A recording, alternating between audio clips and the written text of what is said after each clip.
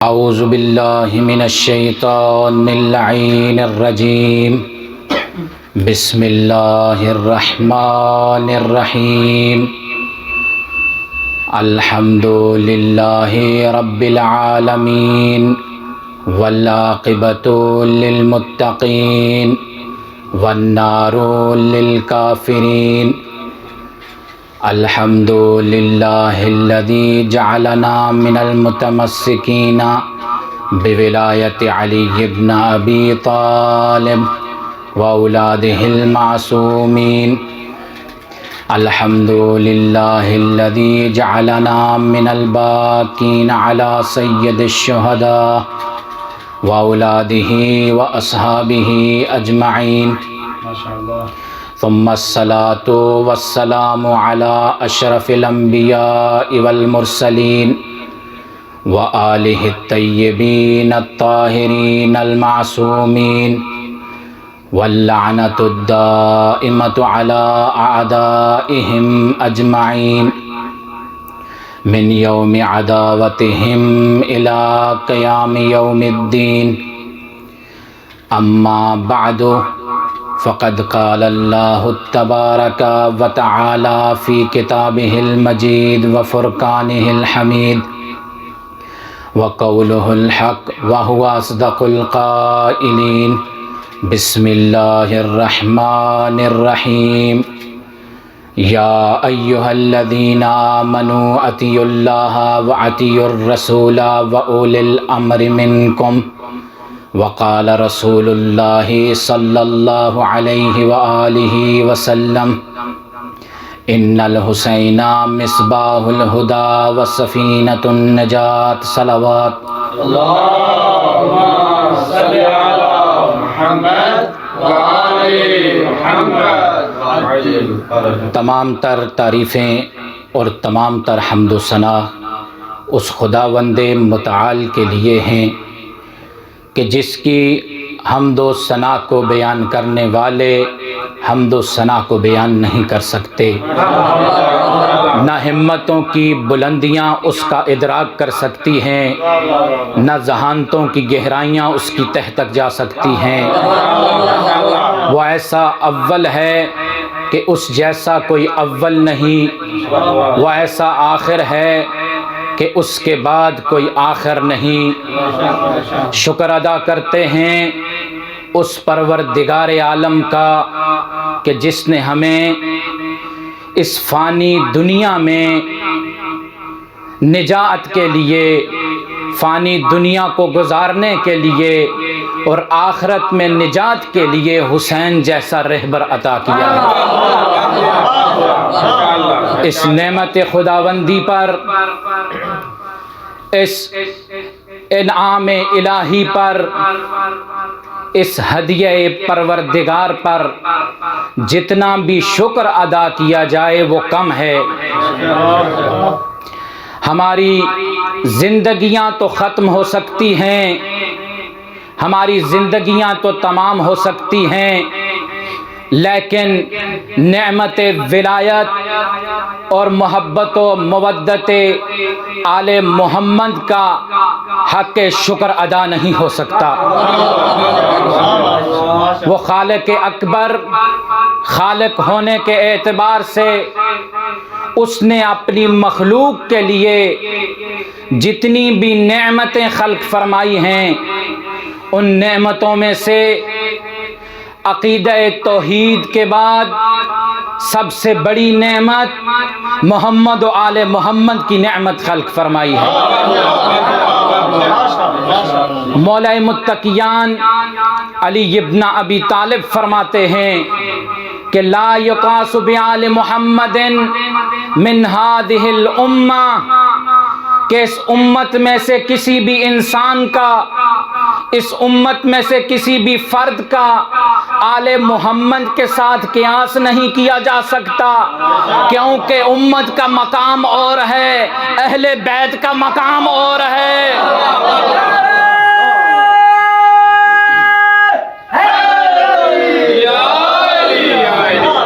اب دیکھنا یہ ہے کہ امت کون ہے اور آل کون ہے۔ تو اللہ کے رسول ارشاد فرماتے ہیں کہ انی تارکم فیکم الثقلین کتاب اللہ و عطرت اہل بیتی، کہ اے لوگو میں تمہارے درمیان دو گراں قدر چیزیں چھوڑے جا رہا ہوں، ایک اللہ کی کتاب اور دوسری میری عطرت اہل بیت۔ اب جن میں چھوڑے جا رہا ہوں وہ ہے میری امت، اور جنہیں چھوڑ کر جا رہا ہوں وہ ہے میری عطرت اہل بیت۔ ہم یہ جو رسول اور آل رسول کی باتیں کرتے ہیں، یہ رسول اور آل رسول کی اطاعت کی بات کرتے ہیں، اس لیے کہ جس آیہ مبارکہ کو میں نے سرنامہ کلام قرار دیا ہے، پروردگار عالم اس میں ارشاد فرما رہا ہے کہ یا ایھا الذین آمنو، اے صاحبان ایمان، اے ایمان والو۔ یہ خطاب ایمان والوں سے ہو رہا ہے، بے ایمانوں سے نہیں۔ توجہ میرے ساتھ رہے۔ اطیعوا اللہ، کہ اللہ کی اطاعت کرو، وَأَطِیعُوا الرَّسُولَ، اور رسول کی اطاعت کرو، وَأُولِي الْأَمْرِ مِنْکُمْ، اور صاحبان امر کی اطاعت کرو۔ اگر اس پوری آیت کا خلاصہ کیا جائے تو اس آیہ مبارکہ میں 3 اطاعتوں کا ذکر ہوا ہے، اللہ کی اطاعت، اللہ کے رسول کی اطاعت اور اولی الامر کی اطاعت۔ سامعین محترم، رسول کی اطاعت میں اور اولی الامر کی اطاعت میں ہی اللہ کی اطاعت ہے، کیونکہ اللہ کے رسول ارشاد فرماتے ہیں وَمَنْ أَطَاعَنِي فَقَدْ أَطَاعَ اللَّهُ، جس نے مجھ رسول کی اطاعت کی اس نے اللہ کی اطاعت کی۔ وَمَنْ عَصَانِي فَقَدْ عَصَىٰ اللَّهُ، اور جس نے مجھ رسول کی نافرمانی کی اس نے اللہ کی نافرمانی کی۔ وَمَنْ أَطَاعَ عَلِيًّا، یہاں سے اولو الامر کی اطاعت کا ذکر ہو رہا ہے کہ وَمَنْ أَطَاعَ عَلِيًّا، کہ جس نے علی کی اطاعت کی اس نے مجھ رسول کی اطاعت کی۔ وَمَنْ عَصَىٰ عَلِيًّا فَقَدْ عَصَانِي، اور جس نے علی کی نافرمانی کی اس نے مجھ رسول کی نافرمانی کی۔ میں پہلے عرض کر چکا ہوں کہ جس نے علی کی نافرمانی کی اس نے رسول کی نافرمانی کی، اور جس نے رسول کی نافرمانی کی اس نے اللہ کی نافرمانی کی۔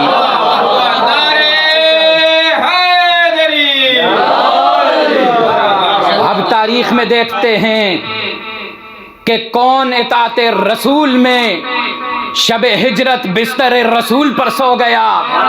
توجہ میرے ساتھ، کون اطاعت رسول میں شب ہجرت بستر رسول پر سو گیا، اور کس نے نافرمانی کرتے ہوئے اللہ کے رسول کے کہنے پر بھی قلم اور دوات نہ دیے، کہا کہ ہمارے لیے کتاب کافی ہے۔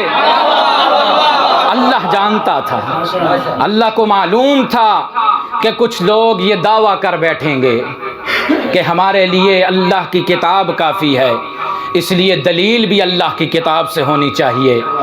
تو اللہ نے دلیل بھی کتاب سے دی اور ہمیں ایک قاعدہ کلی عطا کر دیا کہ وما آتاکم الرسول فخذوہ، کہ جو کچھ تمہیں رسول دیں وہ لے لو، وما نہاکم عنہ فانتہوا، جس چیز سے رسول تمہیں روکیں اس سے رک جاؤ۔ اب دیکھتے یہ ہیں کہ اللہ کے رسول نے ہمیں دیا کیا۔ اللہ کے رسول نے ہمیں وہ معصوم ہستیاں عطا کی ہیں کہ جن کی مثال اس عالم میں نہیں ملتی۔ وہ ہستیاں اتنی با کمال ہیں کہ جن سے فقط ہم محبت نہیں کرتے بلکہ اللہ کا رسول اور اللہ بھی محبت کرتا ہے۔ اللہ نے اہل بیت کی محبت کو اجر رسالت قرار دیا ہے۔ اللہ کے رسول سے ارشاد فرمایا کہ اے رسول ان لوگوں سے کہہ دو کہ قل لا اسألکم علیہ اجرا الا المودۃ فی القربى، کہ اے لوگو میں تم سے اجر رسالت کا سوال نہیں کرتا مگر یہ کہ میری اہل بیت سے، میرے قرابت داروں سے محبت کرو۔ کتنے خوش نصیب ہیں میں اور آپ کہ جو آج آل محمد کی محبت و مودت کا دم بھر رہے ہیں۔ یہی محبت و مودت کا نتیجہ ہے کہ آج ہم ذکر محمد و آل محمد کرنے کے لیے یہاں جمع ہوئے ہیں۔ یہی محبت و مودت کا نتیجہ ہے کہ آج ہم صف عزا بچھائے بیٹھے ہیں۔ جس قدر اہل بیت سے، اہل بیت کے قریب ہوتے جائیں گے اتنے ہی آپ کے علم میں اضافہ ہوتا چلا جائے گا، آپ کی زندگیاں نکھرتی چلی جائیں گی۔ میرا جی چاہتا ہے کہ اس نقطے کی طرف بھی اشارہ کرتا چلوں۔ سنی اور شیعہ تمام علماء و مفسرین کا اتفاق ہے کہ تمام اصحاب پیغمبر میں سے جتنا علم قرآن اور علم حدیث، علم قرآن اور علم تفسیر ابن عباس کے حصے میں آیا ہے، کسی اور کے حصے میں نہیں آیا۔ یہی وجہ ہے کہ شیعہ تفاسیر ہوں یا سنی تفاسیر ہوں، اکثر روایات ابن عباس سے ملتی ہیں۔ لیکن یہاں سوال یہ پیدا ہوتا ہے کہ اتنا علم قرآن اور علم تفسیر ابن عباس کے پاس کہاں سے آیا؟ تو اس سوال کا جواب ہمیں اس واقعے سے مل جاتا ہے کہ اللہ کے رسول اپنے اصحاب کے ساتھ تشریف فرما ہیں کہ ایک شخص محفل میں حاضر ہوا، اس کے ہاتھ میں کھجوروں کا تشت تھا۔ رسول اللہ کی خدمت میں حاضر ہوا، کہا یا رسول اللہ اس ہدیے کو قبول فرمائیے۔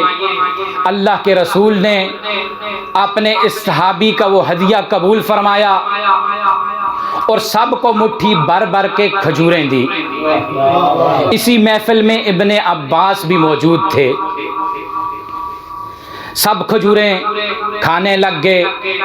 ابن عباس اپنی جگہ سے اٹھے، اپنے حصے کی کھجوریں جیب میں ڈالی، رسول اللہ کے قریب جا کر بیٹھ گئے۔ کہا یا رسول اللہ، عرض کی یا رسول اللہ آپ یہ جو کھجوریں تناول فرما رہے ہیں کھانے کے بعد ان کی گٹلیاں مجھے دے دیجئے گا۔ اللہ کے رسول نے جب کھجوریں تناول فرما لی تو گٹلیاں ابن عباس کے ہاتھوں میں رکھ دی۔ ابن عباس نے لعاب رسالت سے تر یہ گٹلیاں اپنے منہ میں رکھی۔ لعاب رسالت سے تر گٹلیوں کا منہ میں رکھنا تھا کہ دل و دماغ کے دل و دماغ روشن ہو گیا۔ تو جس لیے میں نے آپ کو یہ اتنی زحمت دی تو مجھے اب یہ کہنے دیجئے، اب یہ جملہ کہنے دیجئے کہ جو کوئی زندگی میں ایک مرتبہ لعاب رسالت سے تر گٹلیاں چوس لے تو وہ امت محمدی کا مفسر قرآن بنتا ہے، اور اگر کوئی ساری زندگی زبان رسالت چوس کر پروان چڑھے تو وہ امت محمدی کا ناطق قرآن بنتا ہے۔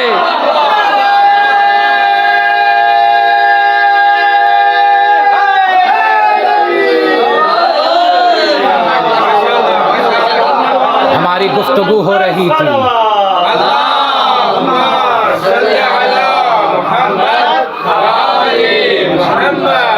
ہماری گفتگو ہو رہی تھی ناطق قرآن کے بارے میں، ہماری گفتگو ہو رہی تھی اول الامر کے بارے میں کہ اول الامر کون ہیں۔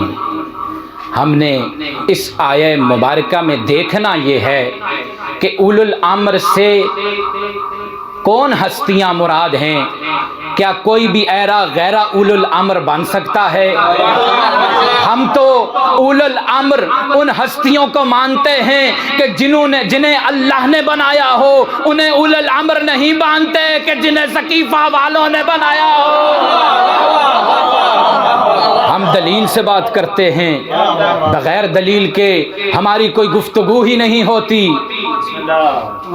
جناب سلمان فارسی سے روایت ہے، وہ فرماتے ہیں کہ میں اللہ کے رسول کی خدمت میں حاضر ہوا۔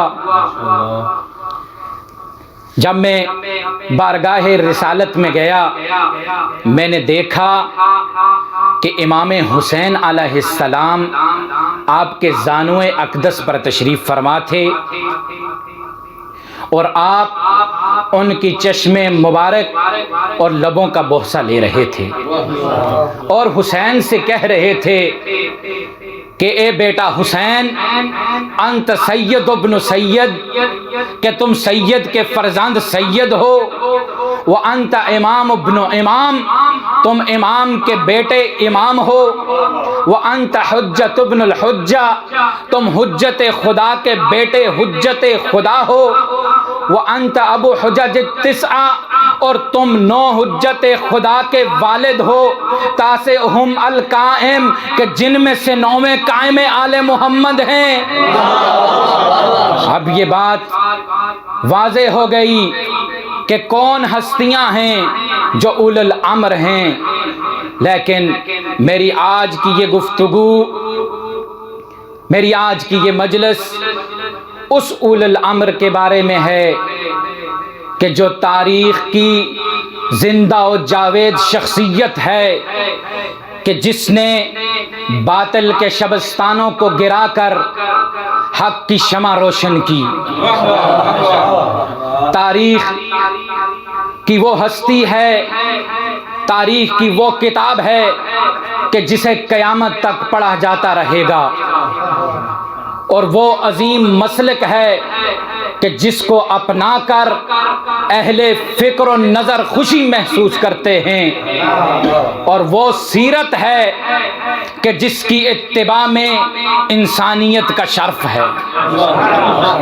وہ ہادی کائنات، وہ عارف ذات و صفات، وہ ناشر اخلاقیات، وہ دستور خدا کہ آخری نبی محمد مصطفیٰ کے نواسے، امیر المؤمنین امام المتقین علی ابن ابی طالب کے فرزند ارجمند جناب سیدہ النساء العالمین، نور دیدہ رسالت، مرکز عصمت و طہارت، جناب فاطمہ الزہرا کے لخت جگر ہیں۔ اب بھی تعارف مکمل نہیں ہوا، یہ تو پتہ چل گیا کہ اللہ کے رسول کے نواسے ہیں، علی و بطول کے بیٹے ہیں، لیکن یہ پتہ نہ چلا کہ کون سے بیٹے ہیں کہ جن کا ہم نے آج ذکر کرنا ہے۔ اگر میں اپنی پوری گفتگو کو سمیٹوں تو یوں کہوں، جو انبیاء کا وارث، جو قرآن کا محافظ، جو حرمت کعبہ کا پاسبان، جو دین کا حامی، جو پیغمبر اکرم کا لال، جو علی مرتضیٰ کا لخت جگر، جو فاطمہ زہرا کا نور نظر، جو دوش رسالت کا سوار، جو اوصاف انبیاء کا آئینہ دار، جو تبلیغ اسلام کا جوہر، جو کمالات کبریا کا مظہر، جو جمال مصطفیٰ کا جواب، جو علی مرتضیٰ کا شباب، جو عرصہ کربلا کا خطیب، جو فتح مرتضیٰ کا نقیب، اور جو قلب رسالت کا چین اور سلسلہ امامت کا حسین ہے۔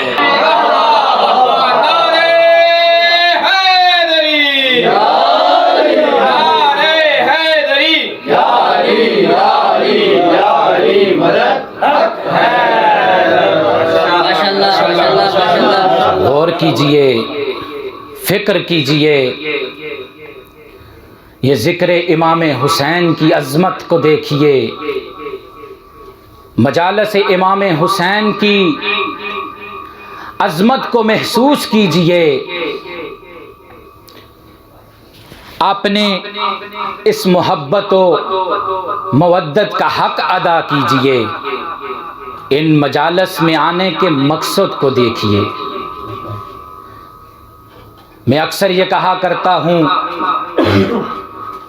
کہ کوئی بھی مکتب ہو یا کوئی بھی مذہب ہو، اس کے پاس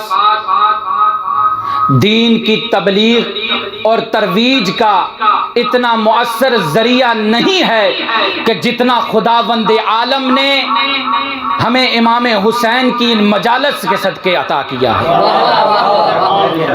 کتنے خوش نصیب ہیں ہم شیعان اہل بیت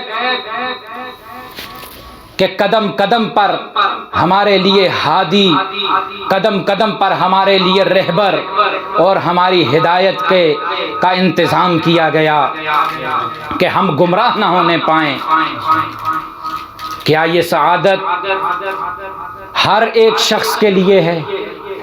نہیں عزیزان محترم، بلکہ یہ سعادت فقط ان لوگوں کے لیے ہے کہ جن کے بارے میں امام محمد باقر علیہ السلام ارشاد فرماتے ہیں،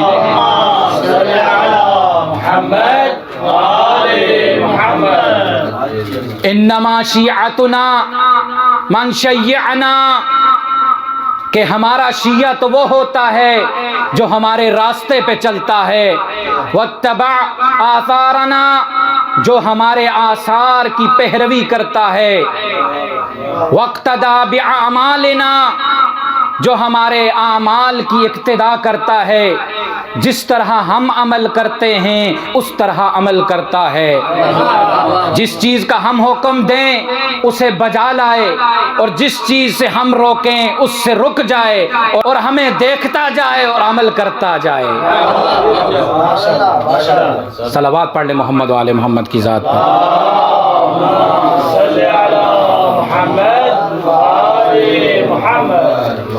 اسی لیے تو امام نے پھر فرمایا کہ لا ینال ولایتنا الا بالعمل الصالح، کہ ہماری ولایت اس وقت تک حاصل نہیں ہو سکتی کہ جب تک کہ کوئی عمل صالح بجا نہ لائے، تقوی اور پرہیزگاری کو اپنا نہ لے۔ تو پس عزیزان محترم، ہمارے تمام اعمال کا دار و مدار جو ہے وہ تقوی اور پرہیزگاری، عاجزی اور انکساری پر موقوف ہے۔ اس لیے ہمیں چاہیے کہ ہم اپنے اندر ان صفات کو پیدا کریں، کیونکہ چھٹے امام ارشاد فرماتے ہیں کہ اے ہماری محبت کا دم بھرنے والو، لوگ تمہیں ہمارے ساتھ منسوب کرتے ہیں، لوگوں نے ہمارے کردار کو نہیں دیکھا، لوگوں نے ہمیں نہیں دیکھا، اس لیے لوگ تمہیں دیکھ کر ہمارے متعلق رائے قائم کریں گے۔ تم اپنے کردار کو اتنا عظیم کر لینا کہ ہمارا دشمن تمہیں دیکھ کر یہ پکار اٹھے کہ رحم اللہ جعفر ابن محمد، کہ امام جعفر صادق پر اللہ رحم نازل کرے کہ جنہوں نے اپنے شیعوں کی ایسی تربیت کی ہے۔ یہی تربیت کا ہی تو اثر ہے کہ جو آج ہم اپنے تمام امور کو چھوڑ کر، تمام مصروفیات کو چھوڑ کر، ان سخت حالات میں بھی اپنے نفس کو پاکیزہ کرنے کے لیے ان مجالس میں آئے بیٹھے ہیں۔ یہ مجالس امام حسین ہی وہ واحد وسیلہ ہیں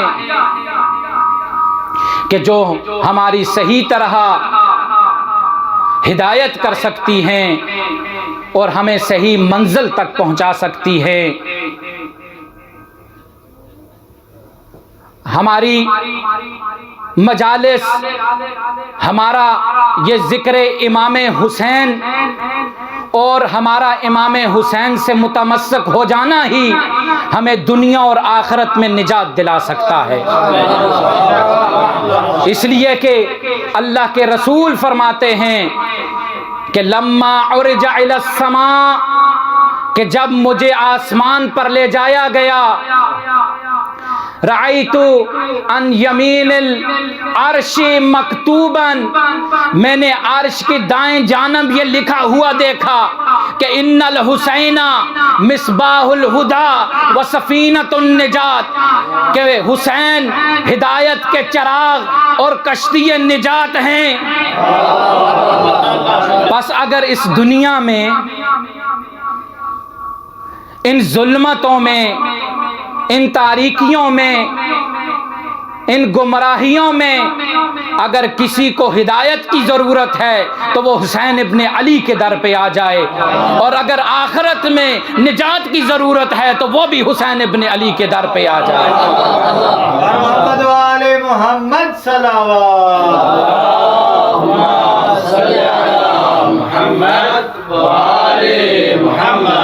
یقیناً امام حسین علیہ السلام ہدایت کے چراغ ہیں اور نجات کی کشتی ہیں، کیونکہ 1400 سال گزر جانے کے بعد بھی ذکر امام حسین، مجالس امام حسین اور قبر امام حسین آج بھی لوگوں کے لیے ہدایت کا سبب بن رہے ہیں۔ کسی نے اللہ کے رسول سے پوچھا، یا رسول اللہ، آپ نے یہ جو فرمایا کہ حسین چراغ ہدایت ہیں اور کشتی نجات ہیں، الیس کلہم سفن النجات، کہ آپ سب کے سب کشتی نجات نہیں ہیں، نجات کی کشتیاں نہیں ہیں؟ تو اللہ کے رسول نے فرمایا کلہم سفن النجات، ہم سب کے سب نجات کی کشتیاں ہیں، ولیکن سفینۃ الحسین محکمۃ، لیکن حسین کا سفینہ مضبوط ہے، ولیکن سفینۃ الحسین اسرا، حسین کا سفینہ تیز ہے۔ کیوں کر کے حسین کا سفینہ تیز نہ ہو؟ حسین ہی وہ واحد ذات ہیں کہ جن کو پروردگار عالم نے ایسی خصوصیات عطا فرمائی ہیں، ایسے فضیلتیں اور کمالات عطا کیے ہیں کہ جو کسی اور شخصیت کو عطا نہیں کیے۔ اور اس کی سب سے بڑی وجہ میدان کربلا میں امام حسین علیہ السلام کی وہ عظیم قربانی ہے کہ جس کے بدلے میں خداوند عالم نے امام حسین کو منفرد خصوصیات عطا فرمائی ہیں، کہ جن میں سے چند ایک کو میں آپ کی سماعتوں کی نظر کر رہا ہوں۔ ان اللہ تعالی عوض الحسین عن قتلہ، کہ خداوند عالم نے امام حسین علیہ السلام کی شہادت کے بدلے میں امام حسین کو 3 چیزیں عطا کی ہیں۔ سب سے پہلی چیز جعل الامامت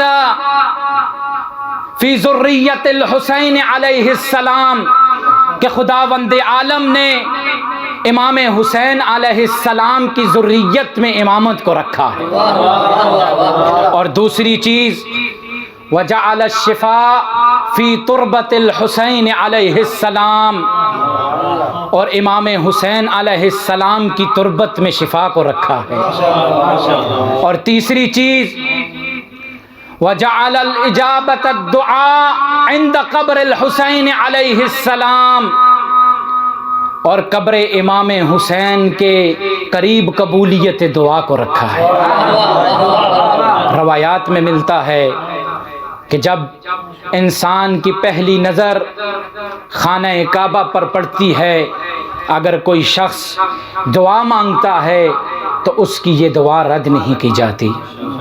اسی طرح روایات میں نقل ہوا ہے کہ جو کوئی بھی امام حسین کی قبر کے نزدیک کھڑے ہو کر اللہ سے دعا کرتا ہے تو اس کی یہ دعا بھی رد نہیں ہوتی۔ امام جعفر صادق علیہ السلام سے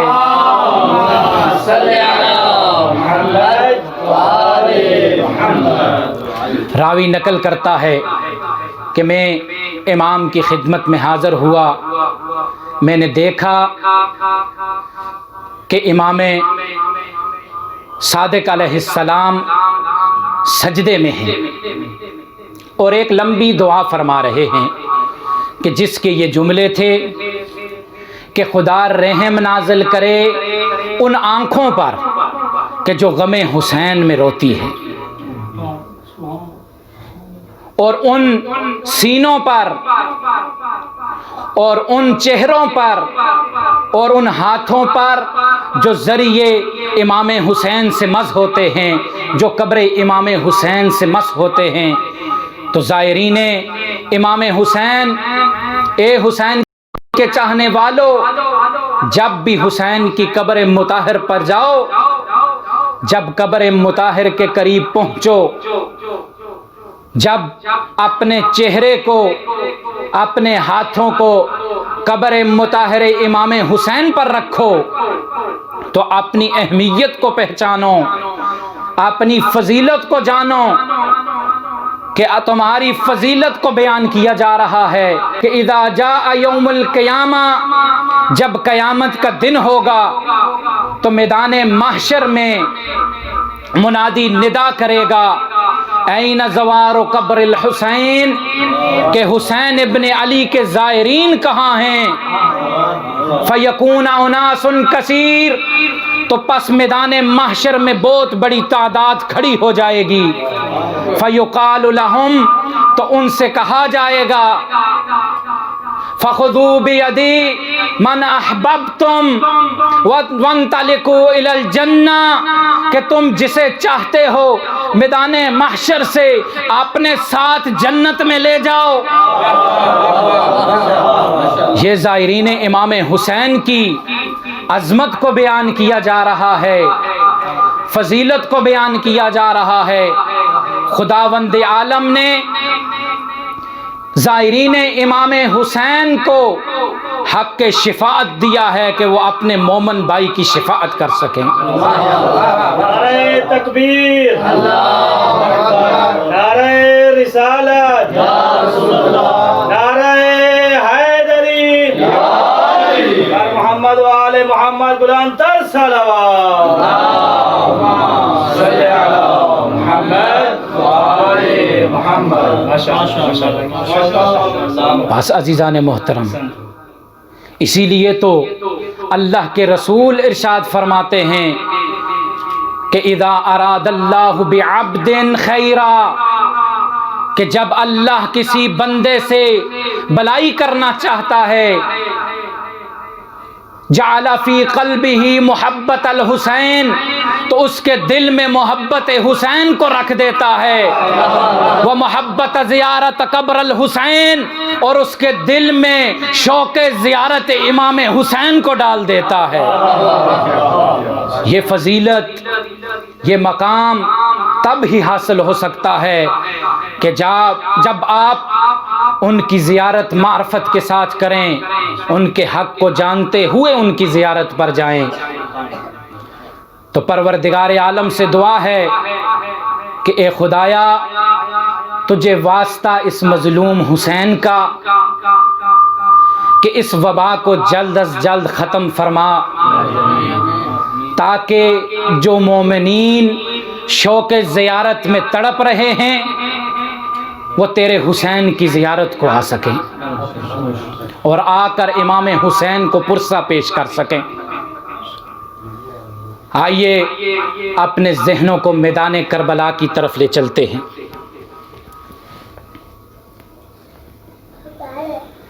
اور مظلوم کربلا کا پرسہ ان کی ماں زہرا کو دیتے ہیں کہ جو صبح سے لاشیں اٹھا اٹھا کر تھک چکا ہے۔ جب بھی کوئی میدان کربلا میں جاتا ہے اور زین سے زمین پر آتا ہے تو آواز دیتا ہے کہ مولا حسین میری مدد کو آئیے، تو امام اس کی مدد کو پہنچتے ہیں اور اس کا لاشا اٹھا کر خیمے میں لاتے ہیں۔ کتنے کریم ہیں میرے مولا حسین کہ جو ہر ایک کے لاشے پہ خود تشریف لے جاتے ہیں، چاہے وہ اصحاب کا لاشا ہو، چاہے ہاشمیوں کا لاشا ہو، چاہے غلاموں کا لاشا ہو۔ جب حر کا بیٹا میدان کربلا میں گیا، جب زین سے زمین پر آیا تو اس نے آواز دی کہ اے بابا میری مدد کو آئیے۔ تو جب حر اپنے بیٹے کے لاشے پہ پہنچا، اس نے دیکھا کہ امام حسین اس سے پہلے اس کے بیٹے کے لاشے پہ کھڑے ہیں۔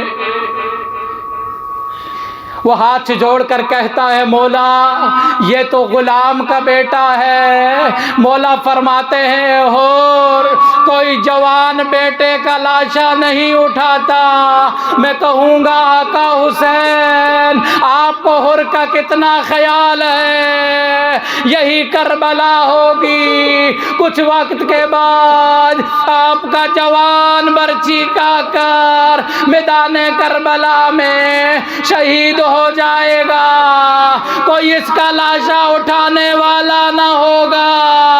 آپ نے کس طرح اس کا لاشا خیام میں لایا ہوگا؟ اجرکم علی الزہرا، اجرکم علی الزہرا۔ خدا آپ کے اس پرسے کو قبول فرمائے، خدا آپ کے اس پرسے کو قبول فرمائے۔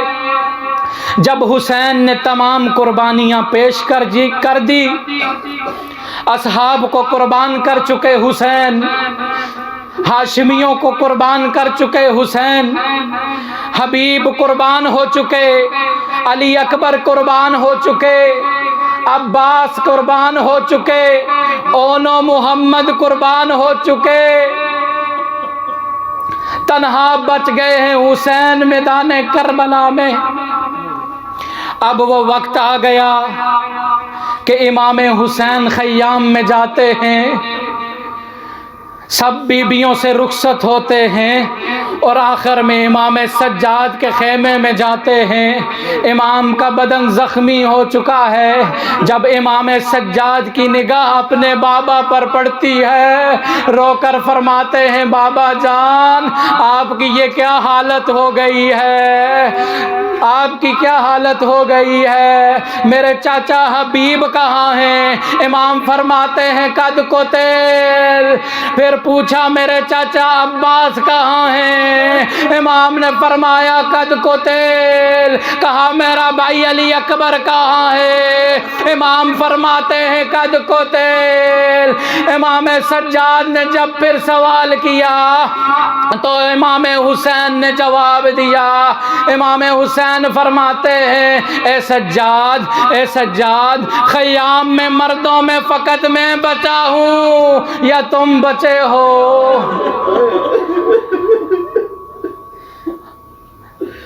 اب امام حسین نے امام سجاد کو وصیتیں کرنا شروع کی۔ امام فرماتے ہیں بیٹا سجاد جب تم مدینے پلٹ کر جانا تو میرے شیعوں کو میرا سلام کہنا، اور میرے شیعوں سے کہنا کہ جب بھی کسی غریب کا ذکر آئے تو مجھ غریب کو یاد رکھنا، اور جب بھی ٹھنڈا پانی پینا میری پیاس کو نہ بھولنا۔ ہاں امام حسین امام سجاد سے ودا ہوئے ہیں، ذوالجناح کے قریب آئے، بڑی حسرت بری نگاہوں سے کبھی دائیں دیکھا کبھی بائیں دیکھا، کوئی سوار کروانے والا نہیں ہے، کیونکہ اس سے پہلے جب بھی سوار ہوا کرتے تھے کہیں علی اکبر آگے بڑھ کے تھاما کرتے تھے، کہیں عباس تھاما کرتے تھے، اب کہیں علی اکبر کا لاشا ہے، کہیں عباس کا لاشا ہے، کہیں قاسم کا لاشا ہے۔ جب اس منظر کو جناب ثانیہ زہرا نے دیکھا تو رو کر فرماتی ہے بھیا حسین ابھی تیری بہن زینب زندہ ہے، میں تجھے سوار کرواؤں گی۔ امام حسین سوار ہوئے، مصائب کو مختصر کرتا ہوں، امام حسین ذوالجناح پر سوار ہوئے، کربلا کا رخ کیا، لیکن ذوالجناح آگے نہیں بڑھ رہا۔ امام نے مڑ کر دیکھا، سکینہ ذوالجناح سے لپٹی کہہ رہی ہے اے میرے بابا کے ذوالجناح، میرے بابا کو کربلا میں نہ لے جانا، میدان کربلا میں نہ لے جانا، صبح سے جو بھی گیا ہے واپس نہیں آیا۔ امام ذوالجناح سے اترے، بی بی سکینہ کو سینے سے لگایا، پیار کیا، جناب سکینہ کو جناب زینب کے حوالے کیا۔ اب چلے ہیں حسین میدان کربلا میں، جنگ کا آغاز ہوا، امام حسین نے حملوں پہ حملہ کرنا شروع کیے، کہیں ایک یزیدیوں کو واصل جہنم کیا، لیکن 3 دن کا بھوکا پیاسا حسین کتنی جنگ کرتا۔ عمر سعد نے جب یہ دیکھا کہ یزیدی فوج میں ہلچل مچ گئی ہے، اس نے حکم دیا کہ حسین کو اس طرح نہیں مارا جائے گا بلکہ سب مل کر حملہ کرو۔ جب ہم نے مل کر حملہ کیا، کہیں سے تیر آ رہے ہیں، کہیں سے نیزے آ رہے ہیں، کہیں تلوار سے وار ہو رہا ہے۔ اجرکم علی الزہرا، آپ کو کوئی روکنے والا نہیں ہے، حسین پہ گریہ کرنے سے کوئی روکنے والا نہیں ہے۔ جب علی اولاد علی کی بیٹیاں حسین پر گریہ کرتی تھی، تازیانوں سے چپ کروایا جاتا تھا۔ عمر سعد نے حرملہ کو حکم دیا کہ حرملہ امام پر تیر چلاؤ، یہ وہ تیر ہے جو میدان کربلا میں اس سے پہلے 2 مرتبہ اور چل چکا ہے، ایک دفعہ عباس کی مشق میں اور ایک دفعہ اس وقت جب امام حسین اتمام حجت کے لیے علی اصغر کو میدان کربلا میں لے کر گئے تھے۔ حرملہ کا تیر چلا، پیشانی پہ پیوست ہوا، اب حسین زین پر سنبھل نہ سکے، حسین زین سے زمین پر آئے۔ اکثر خطبہ یہ پڑھتے ہیں کہ حسین نہ زین پر تھے نہ زمین پر، میں کہوں گا علی و بطول کے بیٹوں کی اپنی قسمت کہ ایک کے جنازے پر تیر تھے اور دوسرے کا جنازہ تیروں پر۔ امام حسین کربلا کی زمین پر آخری سجدے میں سر رکھا حسین نے، شمر ملعون آگے بڑھا، کن خنجر سے امام حسین کی گردن پر وار کرنا شروع کیے۔ امام حسین کا سر مقدس بدن مطہر سے جدا ہوا، روح پرواز کر گئی۔ انا للہ وَإِنَّا إِلَيْهِ رَاجِعُونَ أَلَا قُتِلَ الْحُسَيْنُ بِكَرْبَلَا، أَلَا ذُبِحَ الْحُسَيْنُ بِكَرْبَلَا کی صدائیں میدان کربلا میں گونجنے لگی۔ ذوالجناح نے امام حسین کے خون سے اپنے پیشانی کو رنگین کیا، خیام کی طرف بڑھا۔ بیبیوں نے جب ذوالجناح کو آتے دیکھا کہ ذوالجنا تو آ گیا لیکن ذوالجنا کا سوار نہیں آیا۔ بیویوں نے رونا شروع کیا۔ امام سجاد پوچھتے ہیں پھوپھی اماں کیا ہوا؟ امام سجاد کو جناب زینب جواب دیتی ہے کہ بیٹا حسین خود میدان کربلا کی طرف دیکھو، خیمے کا پردہ ہٹایا۔ امام سجاد کیا دیکھتے ہیں کہ نوکے سنا پہ حسین کا سر بلند ہے۔ یہ جملہ جاری کیا ردن بقضا و تسلیما لامری۔ پھوپھی اماں حملہ وارث ہو گئے، میرے بابا حسین کو شہید کر دیا گیا۔ اب سکینہ آگے بڑھتی ہیں، ذوالجنا کے قریب جاتی ہیں، ذوالجنا سے سوال کرتی ہیں اے ذوالجنا یہ میں جانتی ہوں میرے بابا کو شہید کر دیا گیا ہے، لیکن یہ پوچھنا چاہتی ہوں ہل سقیا بیا او عطشانان او قتل عطشانان، کیا میرے بابا کو پانی ملا یا پیاسا ذبح کر دیا گیا؟ ایک روایت اور آپ کی زحمت کو تمام کرتا ہوں۔ امام رضا علیہ السلام سے روایت ہے، راوی نقل کرتا ہے ریان ابن شبیب جس کا نام ہے، وہ کہتا ہے کہ میں امام کی خدمت میں گیا، میں نے دیکھا کہ امام زار و قطار رو رہے ہیں، آپ کی ریش مبارک آنسوؤں سے تر ہو چکی ہے۔ میں نے سوال کیا یابن رسول اللہ آپ اتنا گریہ کیوں کر رہے ہیں؟ آج سے پہلے تو آپ اتنے غمزدہ نہیں تھے۔ امام فرماتے ہیں یابن شبیب آج عاشور کا دن ہے۔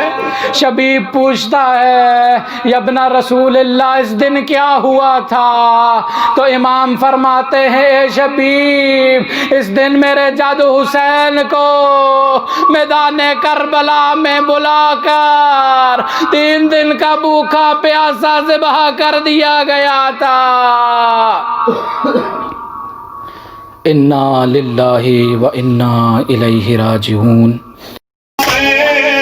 یا حسین یا حسین یا حسین یا حسین یا حسین حسین یا حسین یا حسین یا حسین یا حسین یا حسین یا حسین یا حسین یا حسین یا حسین ہائے زینب ورد موت دیاں گھڑیاں گڑے دی رہ گئی، ہائے زینب ورد موت دیاں گھڑیاں گڑے دی رہ گئی، ہائے زینب ورد موت دیاں گھڑیاں گڑے دی رہ گئی، ہائے زینب ورد موت دیاں گھڑیاں گڑے دی رہ گئی، ہائے زینب ورد موت دیاں گھڑیاں گڑے دی رہ گئی۔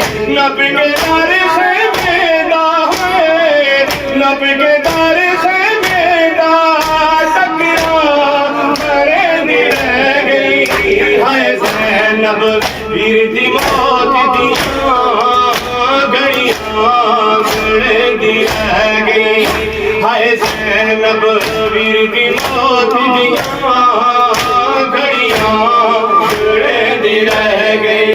نہ حسین تمہاری واسطائی کلی پھیری نائے آسرائی، ویر دے قاتل کو ہے ویر دے قاتل کو ملتا گڑے دی رہ گئی، ہائے زینب ورد موت دیاں گھڑیاں گڑے دی رہ گئی، ہائے زینب ورد